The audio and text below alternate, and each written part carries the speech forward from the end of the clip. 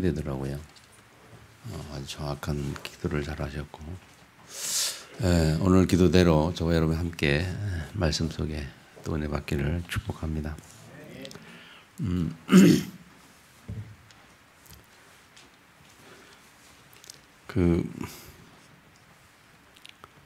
목사가 안수 받으면 가운을 맞춰서 가운을 만들지요. 그래서 설교할 때 가운 입기도 하고 또 예식할 때 가운 입기도 하려는데 결혼식 주례를 부탁을 받았어요. 그래서 고민하는 게 가운을 가져서 입고 할까 말까 고민을 하거든요. 근데 입고 가는 게 맞긴 맞다 생각을 하긴 해요. 왜냐하면 이 가운을 입는 것은 의미가 있어요. 그냥 입는 게 아니고. 판사가 가운을 입죠. 판사가 법복이래, 법복. 가운을 입어요. 근데 그냥 입는 게 아니에요. 다 이유가 있죠. 법의 이름으로 집행을 하고 법을 시행하기 때문에 가운을 입는 거거든요. 가운의 의미는 어떤 대리자, 뭐 그런 대신하는 의미가 있어요. 그래서 법을 하나님 국가를 대신해서 뭐 집행하는 어떤 국가가 부여한 권한을 가지고 집행하는 그런 의미가 있어요. 그걸 입자는 뭐 아무나 가서 그 자리에 앉으면 다 판사 되는 거 아니잖아요. 그래서 그런 게 있고 또 목사도 가운을 입는 이유가 하나님의 말씀을 대신 선포하기 때문에 가운을 입죠. 하나님의 심부름하는 사람이요, 목회자는. 하나님의 말씀을 심부름하는 사람. 그래서 사실은 이렇게 예배 이렇게 설교할 때 가운을 입는 게 맞는데, 뭐 다 아니까 아닙니다만은. 근데 그 판사는 판사나 목사나 가운을 입을 때 색깔이 검정 색깔이에요, 검정 색깔 주로. 근데 목사는 또 가운만 있는 게 아니라 그 위에 후드라는 게 걸쳐가지고 뭐 하얀색, 빨간색, 보라 색깔이 달라요, 그죠? 그리고 주로 이제 빨간색이 이렇게 가운데 딱 이렇게 줄이 가 있고. 그래서 뭐 제 생각인데 생각을 해봤어요. 왜 가운이 검정색일까? 그리고 목회자는 또 왜 가운이 그 가운데 빨간 줄이 왜 들어가 있을까? 제 생각인데 이 가운인 것은 어떤 그 대신하는 그 의미이기 때문에 검정색으로 한 것은 검정색은 어떤 의미에서 심판의 의미이지 않을까? 심판. 집행하는 의미에서 검정색일까 생각을 해보고요. 그럼 목회자는 왜 빨간색이 들어갔냐? 그거는 예수님의 보혈, 보혈이 의미해서 예수님의 보혈의 의미로 집행을 한다. 그래서 복음을 증거하고 예수 그리스도의 보혈로 말미암아 죄 사함 받는 어떤 그런 의미지 않을까 생각을 해보고, 가운이 있는 사람이 또 하나 있는데 의사들이 있어요. 의사는 색깔이 검정색이 아니에요. 흰색이에요. 그 의사는 왜 흰색을 입을까 생각을 해봤어요. 이것도 제가 자료를 정확히 아직 찾아보지 못했는데 정보를 그냥 제 생각으로는 의사가 흰색을 입는 이유는 뭘까? 그러니까 나이팅게일 얘기 그 생각이 나면서, 그리고 히포크라테스라는 사람이 그 뭐 의학에 관한 뭐 있잖아요, 그런 게. 그래서 의학이라고 말할 때 어떤 좋은 의미거든요. 천사 같은 의미, 좋은 의미, 고쳐주고 치유하는 의미, 그런 의미니까 색깔이 하얀색이 아닐까, 그런 생각을 해봤어요. 맞는지는 아직 제가 정확히 정보를 찾지 못해서 모르겠는데, 그래요.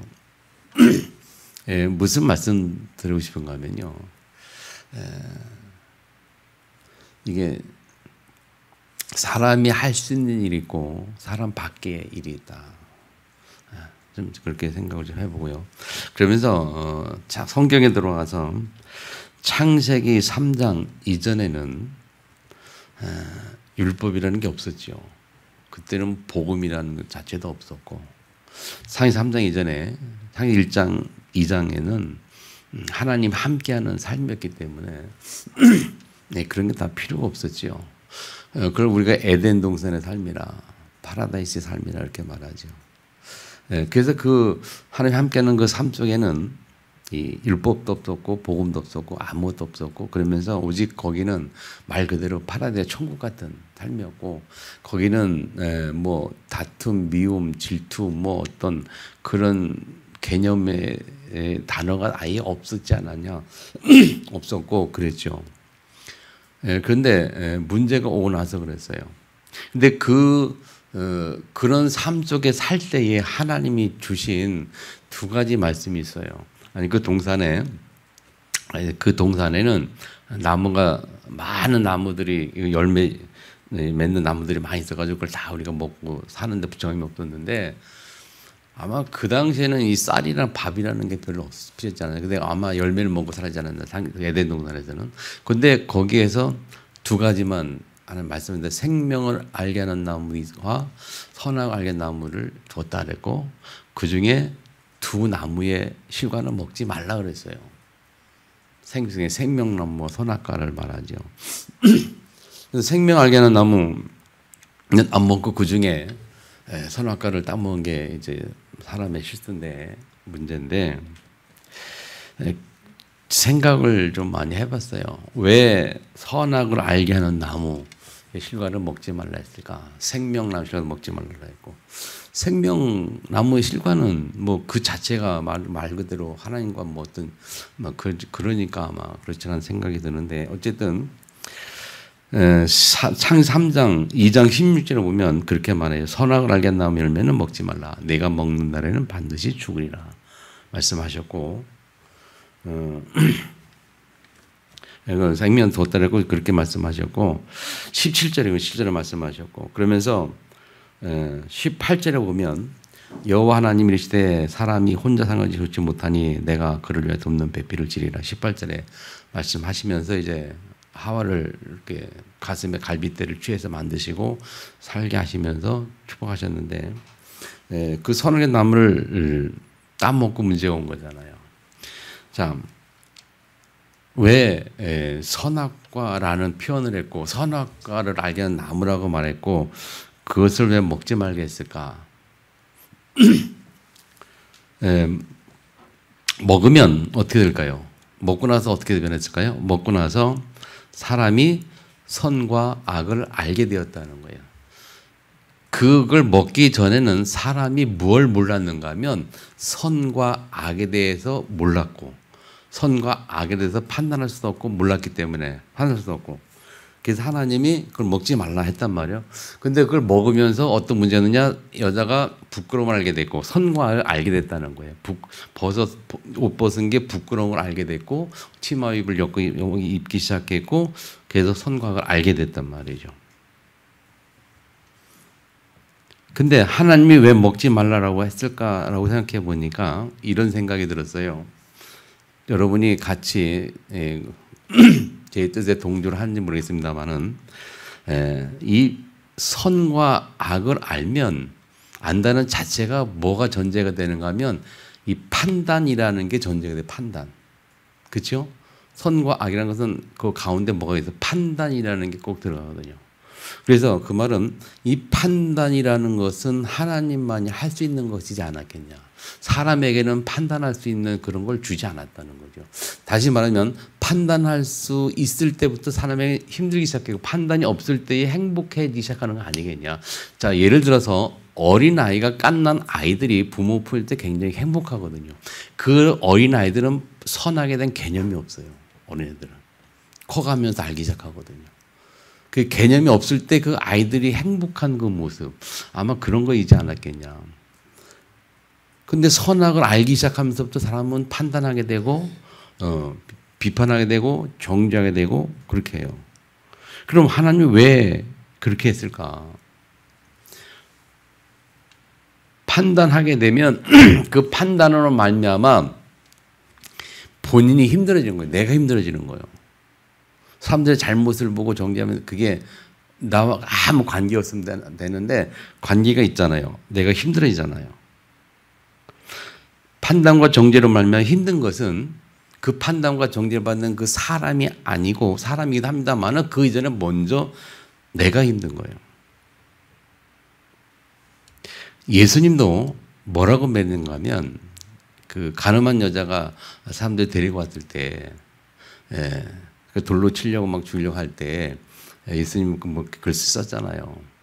우리가 알기로는 예수님 뭐 주회관에 썼을 거라고 예측하잖아요. 그래서 사람들이 그걸 다 보고서 다 그냥 돌치면서 그냥 갖다 랬잖아요. 다시 말하면 예수님이 쓴 글을 보고 그 사람들이 여자에서 판단할 근거를 찾지 못했고 판단할 수 없겠구나 생각하기 때문에 물러간 거 아니겠어요. 돌로 치려고 하는 것은 판단하려고 하다가 그냥 간 거니까. 자, 그러면서 예수님이 뭐라고 말씀하냐면 나도 너를 정죄하지 아니하노니 그랬어요. 예수님도 그 가늠한 여인을 정죄하지 않는다. 근데 우리가 이 율법을 가지고 우리는 율법이지만 세상은 법이라죠. 법을 가지고 판단하고 정죄하면 내가 쉽게 말하면 판사가 되는 격이 된 건가요? 근데 이 판결은 판단을 할 수 있는 거예요. 판결은 판단할 수 있고 판결대로 법을 집행하는 거는 판사가 하는 거예요. 다른 사람들은 아무리 사람들이 죄를 져도 일반 사람들은 너 죄라고 알 수는 있지만 그거를 판단하고 정죄하고 감옥에 보낼 수가 없어요. 자, 무슨 말인지 잘 이해할 수 있기를 축복합니다. 그래서 저는 별의별 생각을 참 많이 해봐요. 요즘에 고민을 많이 가지고. 참 인간의 참 행복이 뭘까? 그런 상황 속에서 사람이 정말 행복한 건 어떤 상태일까? 어떻게 사람이 행복할 수 있을까? 요즘에 저희 여기 앉아 계십니다마는 우리 김재 장로님하고 박승원 원사님 몸이 안 좋으셔가지고 박승원 원사님은 이제 허리 수술을 하셔서 병원에 입원해 있고 이제 혼자 있다 보니까 이제 잘 돌보고 있는데 이제 나이가 연세가 드시니까 깜빡깜빡 잊어요. 금방 한 거 잊어버리고 뭐 가끔 이렇게 옛날 걸 기억 못하기도 하고 하여튼 요즘 일어날 일들은 잘 잊어버려요. 금방 어디 갔다 와서 어디 갔다 묻기도 하고 또 가끔은 손주 오면은 가끔 몰라보기도 하고 근데 그게 항상 그런 게 아니고 뭐 또 알아보시거든요. 그게 기력도 많이 떨어지시고 그게 무슨 생각하냐면 이제 연로하시니까 어떻게 제대로 하나님 앞에 가실 시간표가 다가오지 않느냐 생각을 해보기도 하고.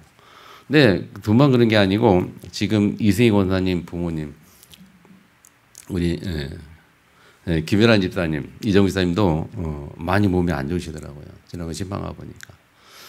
그 이정우 집사님도 몸의 기력이 많이 떨어지시고. 그리고 뭐 윤 권사님 얘기 들으니까 시아버지도 지금 나이 드셔가지고 뭐 자꾸 자식들 부르고 힘들게 한단 말이죠. 이제 그런 걸 보면서 뭔 생각이 드는가 사람이 나이가 들면 앞에 갈 때가 되는데 내가 저 수준 가지고 내가 저 시점이 있다면 그 시점에서 나의 관심사는 뭘까?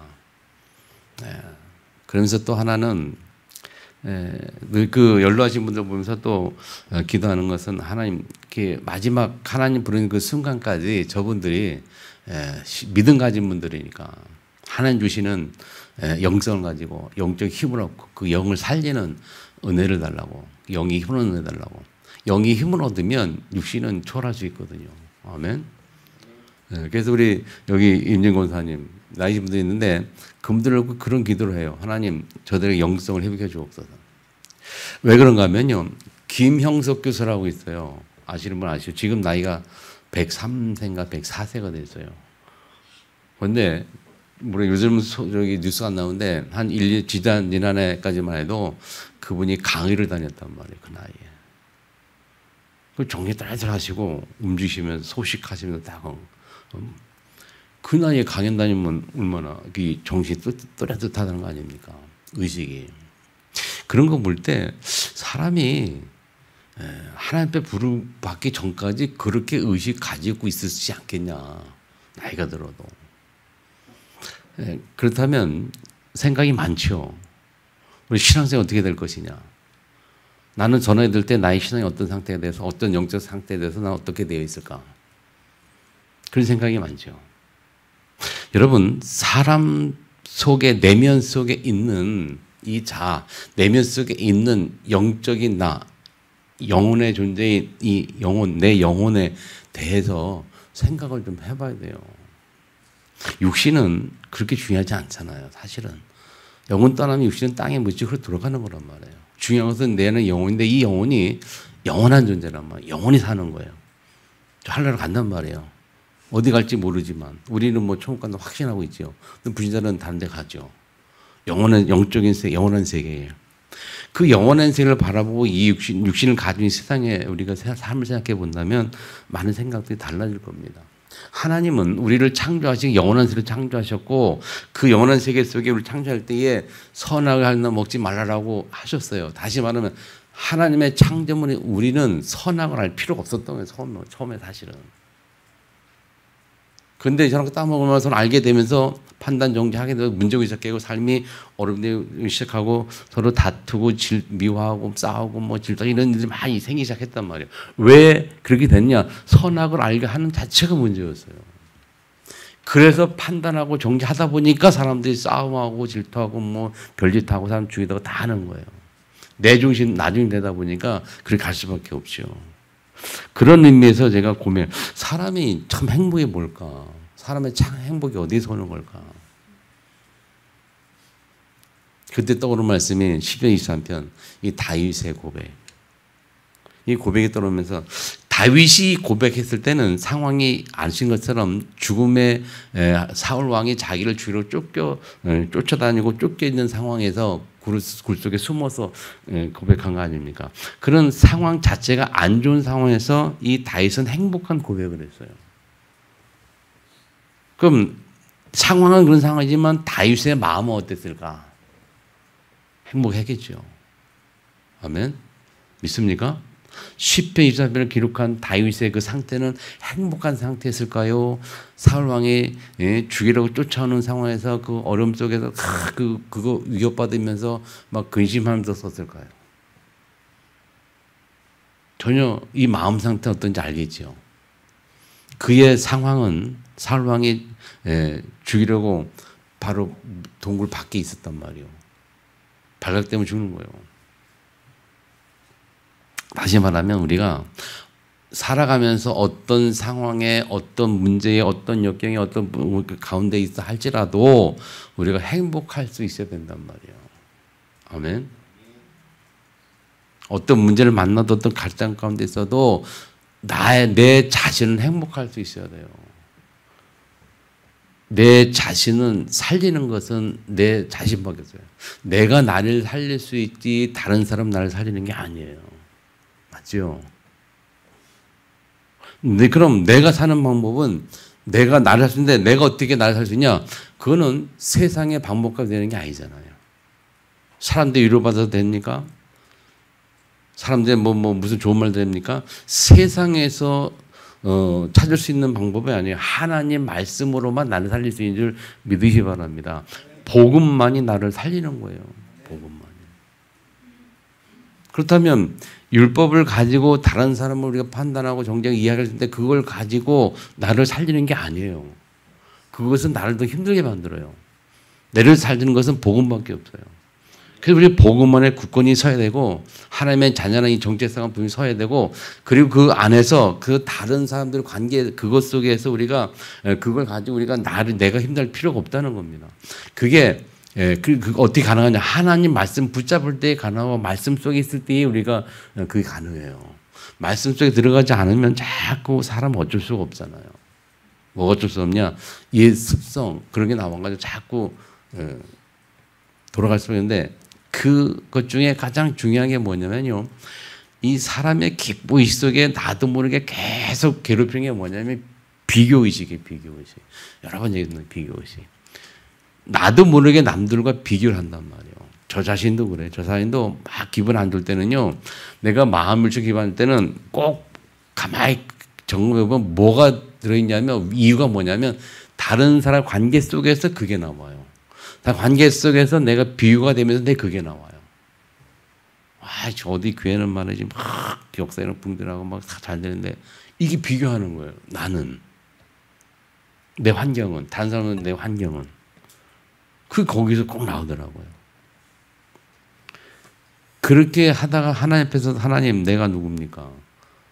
당신 세상의 종 아닙니까? 막 이런 식으로 막 내 하나님 내 자신을 막 말씀과 정해 보면 그때 회복하고 살아나는 거죠. 여러분이 정말 복음으로 승리하기를 축복합니다. 하나님은 인간이 행복하기를 원하시는 게 하나님 뜻이에요. 분명히 맞죠? 그렇게 창조하셨어요. 에덴 동산 사서 생물로 창조하시고 에덴 동산 살도록. 그래서 실제 삶의 현장은 에덴의 축복이란 말이에요. 창세기 1장 2장에 보면.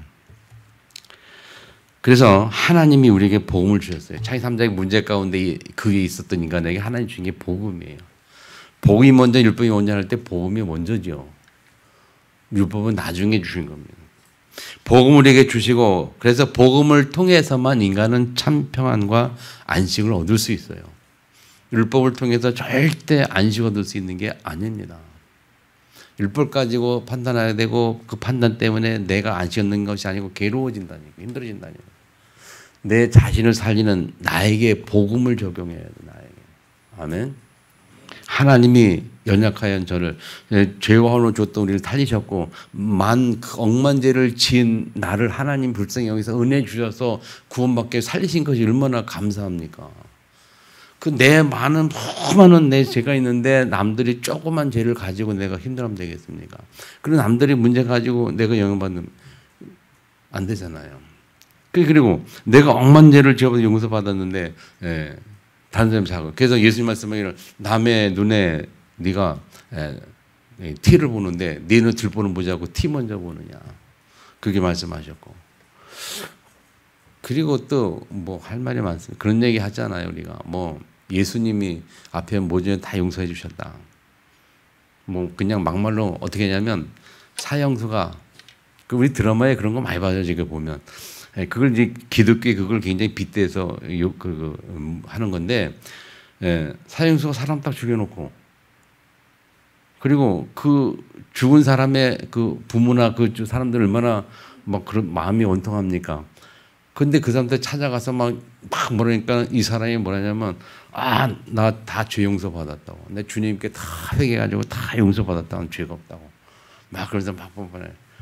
그러면 그 사람을 찾아간 그 죽은 사람이었던 뭐 아내나 자식이나 이 자녀들이 뭐라고 생각해요? 저건 용서받았다는데 나는 이게 고통 가운데 저건 용서받았대. 그리 뻔뻔하게 즐겁게만 살아가는 거야.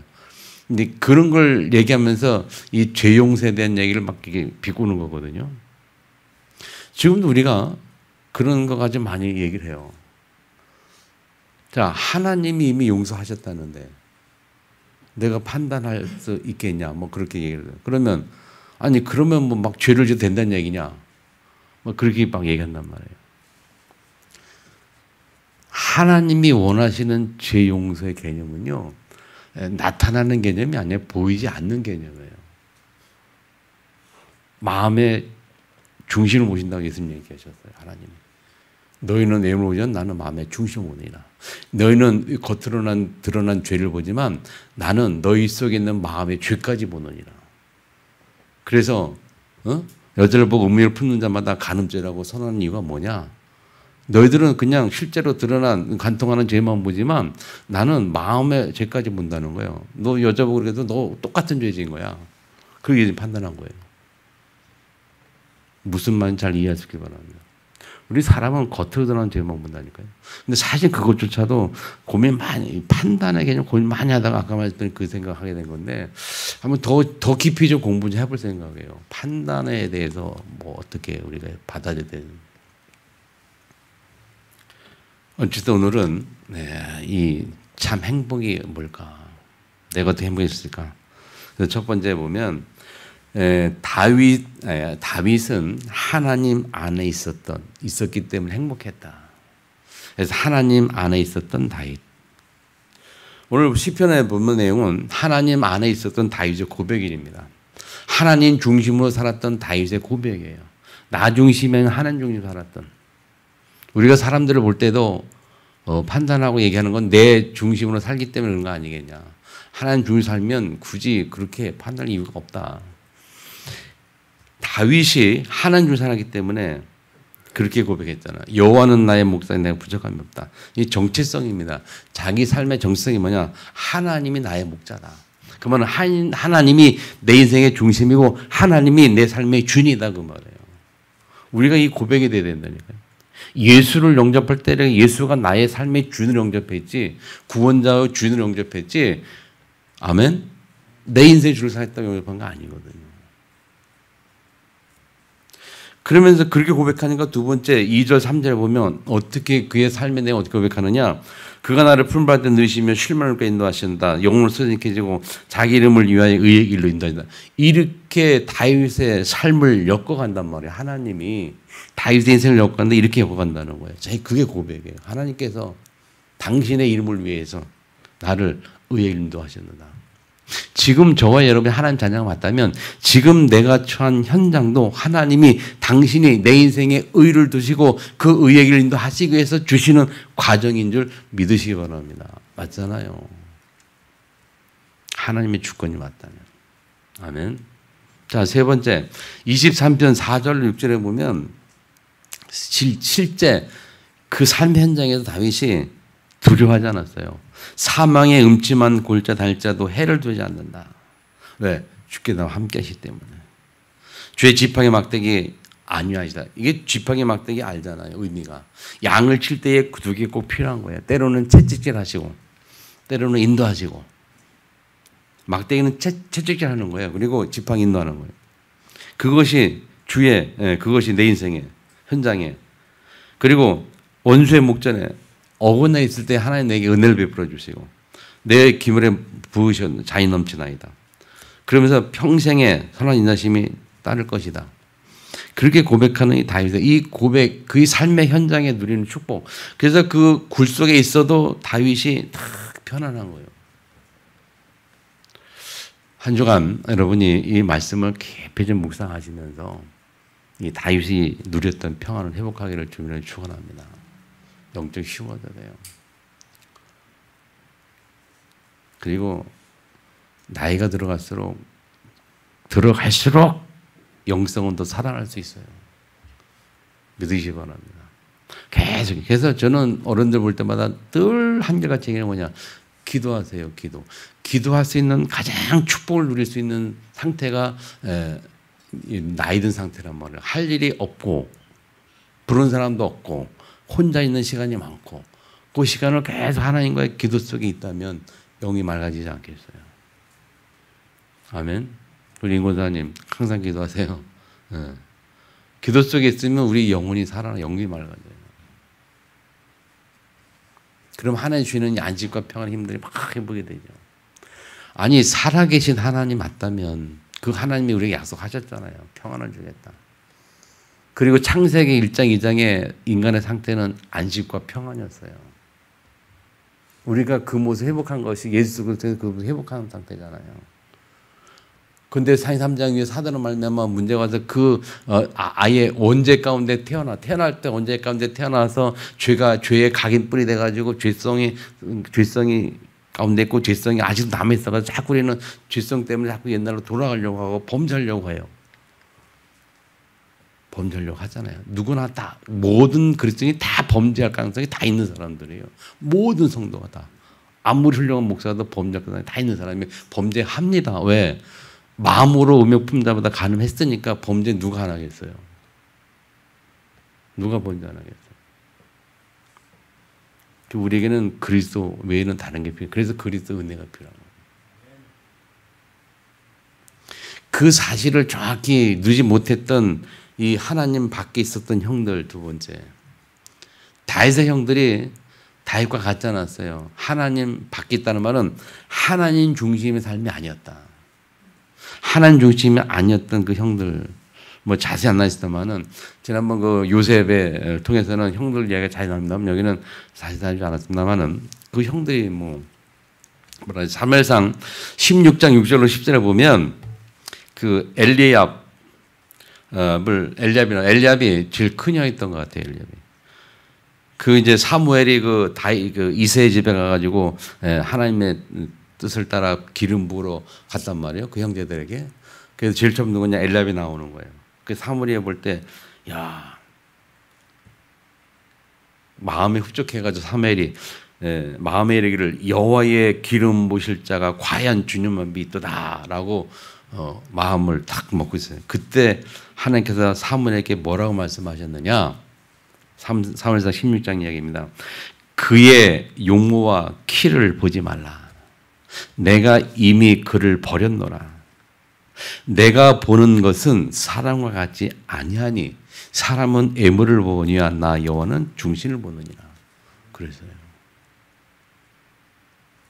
하나님은 우리 중심 보시거든요. 사무엘이 잠깐 기도한 지나지 잘생겼지 뭐 다 보면 저런 애가 참 목회하면 잘할 거야 저 정도 돼야지 이런 정도 생각했겠죠. 근데 아니라는 거예요. 그 당시 다윗은 막내고 어린애였어요. 기록에 의하면 다윗은 별로 볼품이 없는 사람이었어요. 그 성경에 신약 성경에 바울이라는 사람도 키 작았다 그러더라고요. 볼품 없고 못생기고. 근데 이 다윗도 아마 근데 산에 올 때는 이 엘리압 같은 키도 크고 이런. 사무엘상 17장 28절에 보면요. 그 엘리압이 다윗에게 하는 말입니다. 다윗이 왜 그 현장이었냐? 이 형들은 골리앗과의 싸움 전쟁터에 와 있는 겁니다. 블레셋 군대 쳐들어와서 골리앗이 딱 나타났고 백전백패하고 있는데 걔들 이스라엘 군사들이 기가 좋고 그래도 걔도 전쟁하고 있는데 그 자리에 아버지가 다윗을 신부로 보내잖아요. 그 신부로 갔는데 그때 엘리압이 신부로 가면서 사람들과 막 얘기하는 겁니다. 무슨 얘기하냐? 골리앗이라는 게 있는데 저거 대단해가지고 백전백패하고 다 지는데 다 어리 힘든데 그래서 왕이 막 말하기를 그 사람은 꺾은 나라에게는 사이를 삼고 상을 주겠다고 막 이제 소문이 막 도는 거예요. 그래서 그런 얘기를 막 하고 있는 거예요. 그게 무슨 말이냐 그러면서. 이제 다시 모르고 있었단 말이에요. 목자 양측 있었으니까. 그래서 막 얘기했는데. 나중에 이렇게 하잖아. 그 만군여를 모욕하는 그거 말이야. 하면서 말이지. 못 참겠어 가지고 사울왕 찾아서 내가 가겠습니다라고 나서는 거 아니에요. 어떻게 하나님을 모욕하는 그걸 가만두겠습니까? 해가지고. 그때에 현재 다윗이 얘기하는 그때에 형이 엘리압이 나타나서 뭐라는 줄 아세요? 내가 어째 이래 내려왔느냐? 들에 있는 양들은 누구에 맡겠느냐? 나는 내 교만과 내 마음의 완악함을 아노니 내가 전쟁을 구경하러 왔도다. 그게 다윗을 책망해요. 무슨 상태냐? 형의 상태, 영적 상태 그래요. 상태가 그 다윗을 보고 그렇게 물으면 안 되죠. 너 어떻게 왔냐? 아버지는 왔냐? 여기 온 이유가 뭐냐? 이렇게 물으면서 이렇게 알아보면서 그렇게 해야 되는데 그게 아니고 딱 자기 생각을 딱 선입관을 가지고 얘기하는 거예요. 너는 평소에 교만했다. 넌 네 마음이 그랬다. 그렇게 보고 있었다는 거다. 이 형들이. 그게 형의 영적 상태란 말이에요. 그러니까 그러면서 넌 구경하러 왔다. 아예 판단, 결론 같다는 너는 여기 구경하러 온 거야.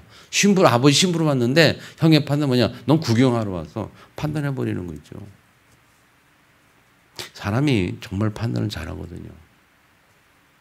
자기 생각 가지고 얘기해요.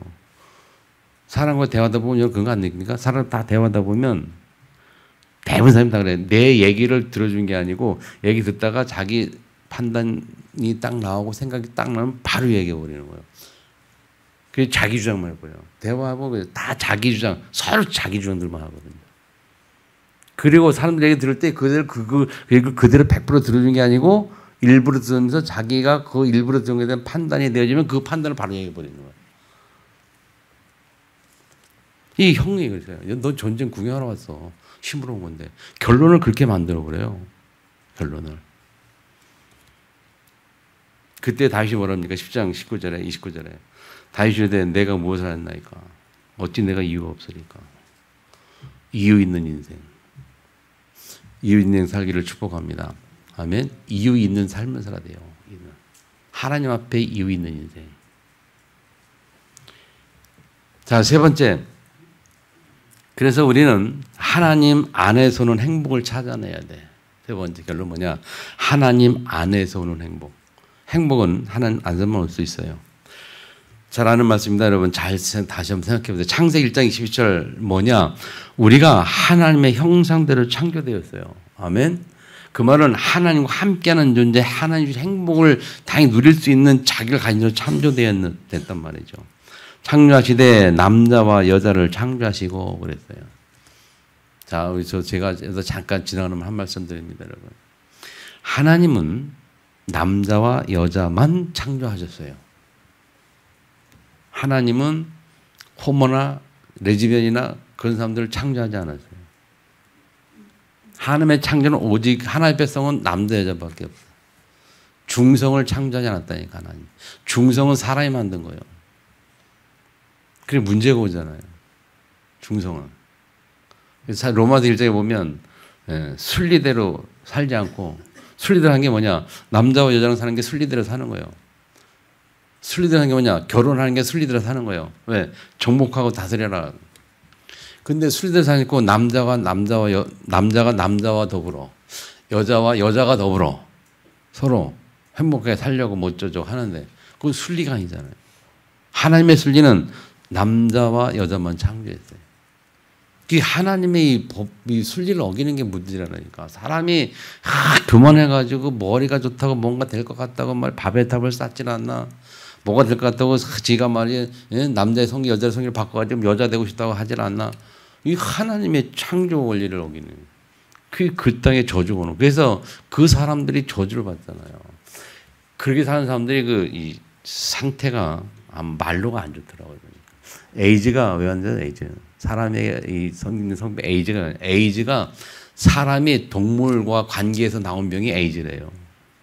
사람과 사람끼리 이렇게 저때는 괜찮은데 사람과 동물이 관계가지고 병이 에이즈가 생겨. 하나님의 저주잖아요. 어쨌든 그렇고 두 번째 하나님의 형제 창조하시고 두 번째 땅을 정복하고 다스렸거든요. 그리고 생육하고 번성하라. 생육 땅에 충만하라 그래요. 뭐라 해서 생육하고 번성하여. 근데 이 말씀을 또 사람들이 안 지키려고 그래. 성도들은 그러면 안 되는데. 무슨 말입니까, 여러분? 결혼을 안 하려고 그래. 하나님의 뜻은 결혼하는 겁니다. 남자 여자 만나서 아이를 낳는 게 하나님의 뜻이에요. 생육하고 번성해라. 땅에 충만하라. 땅을 정복하고 다스려라. 애를 안 낳고 후대가 어떻게 사람이 어떻게 많은 후대들이 생겨가면 어떻게 정복하고 다스리겠습니까? 그래서 어떤 장로님 한 분은 대화하다가 그런 얘기 하더라고요. 자기 자녀가 결혼을 생각 안 하는데 그래서 하나님 고민하다가 기도 제목을 딱 발견했는데 어떻게 기도하느냐? 애들한테 뭐 결혼 잘하느냐? 절대 안 하고 어떻게 기도하느냐? 하나님 기도 응답 받았다고 기도. 무슨 기도하느냐 했더니 이 창세기 1장 28절 말씀부터 하나님 생육하고 번성의 땅에 충만한 말씀, 이 말씀이 내 자녀에게 성취되게 하옵소서. 결혼 안 하려고 하니까 생육하고 번성의 땅에 충만한 이 말씀이 잘 성취되도록. 무슨 말이죠? 결혼하게 되도록. 결혼해야 뭐 아이를 낳을 거 아닙니까? 하나님 안에서 오는 행복이 있어요. 그걸 놓치면 안 되죠. 결혼 안 하고 행복하겠습니까? 결혼을 해야 된다니까. 자, 세 번째. 창세기. 그렇게 하나님이 형 창조하고 그렇게 축복하셨고, 축복한 존재를 어디 살겠어요? 에덴 동산 살겠어요. 에덴 동산이죠. 창세기 2장 8절에 보면 여호와 하나님이 동방에 에덴 동산을 창조하시고 그 지은 사람을 거기에 두시니라. 에덴 주시라 했고 2장 18절에 보면 여호와 하나님이 이르시되 사람이 혼자 사는 것이 좋지 아니하니 내가 그를 위하여 돕는 배필을 지으리라 말씀하셨어요. 그래서 하와를 그 밑에 하나를 짓는 장면이 나오고 하와를 지을 때 어떻게 지었어요? 가슴에 갈비뼈를 취해서 지었다 그랬어요. 둘이 같이 행복하게 살도록. 이것도 할 말이 많습니다만 여러분 참 이 옛날에는 그 우리가 하도 남존여비 사상이 심하다 보니까 여성상 시대 막 그걸 강조해가지고 여성 운동이 막 일어났고요. 대학 될 때 그랬는데 제가 다닐 때 저는 그거 안 좋다고 생각해요. 무슨 여성상이냐? 남녀 평등은 문제 없습니다. 평등해야 되는 평등. 상의가 아니고 남성상이다 여성상이도 아니고 평등은 남녀는 평등한 거예요. 그죠? 그래서 아담의 가슴 갈비뼈에서 취해서 같이 살도록. 가슴과 가슴으로 마음과 마음으로 살도록 그렇게 창조했단 말이에요. 동등하게 평등하게 가슴과 가슴이 통하는 사랑의 마음. 사랑이라는 게 마음으로 되는 거 아닙니까? 말로 되는 게 아니고. 자, 그래서 이 창조 원리를 하면 정말 뭐야? 하나님 안에 있을 때 오는 행복. 자, 오늘 제목이 사람은 참 삼행 어디에 돌까? 결론 뭡니까? 하나님 안에 있어야 합니다. 그 말은 하나님 중심으로 살아야 돼요. 아멘. 자, 결론은 하나님 안에서 오는 참 행복은 오직 예수 그리스도를 통해서만 옵니다. 예수를 통해서 만날 수 있기 때문에. 그래서 그 하나님이 중심이 되고 예수님이 내 안에 중심이 될 때에 그리스도가 내 안에 주인 될 때에 오는 행복이에요. 사람을 사람답게 하는 것은 법이 아니고 마음입니다, 여러분. 사람을 행복해 만드는 것은 율법이 아니고 복음입니다, 그 말이에요. 아멘. 복음으로 나를 행복하게. 아멘. 복음으로 나를 살리고. 아멘. 복음으로 남들을 볼 때 그들을 살리는 전도 대상을 보지 그들을 뭐 그게 나를 괴롭히는 대상을 보지 마시고 복음으로 나를 살리고 복음으로 사람을 살리고. 아멘. 승리의 삶이 있기를 주님을 축복합니다. 기도하겠습니다. 주에게 맞춰 통서로 같이 한번 기도합니다.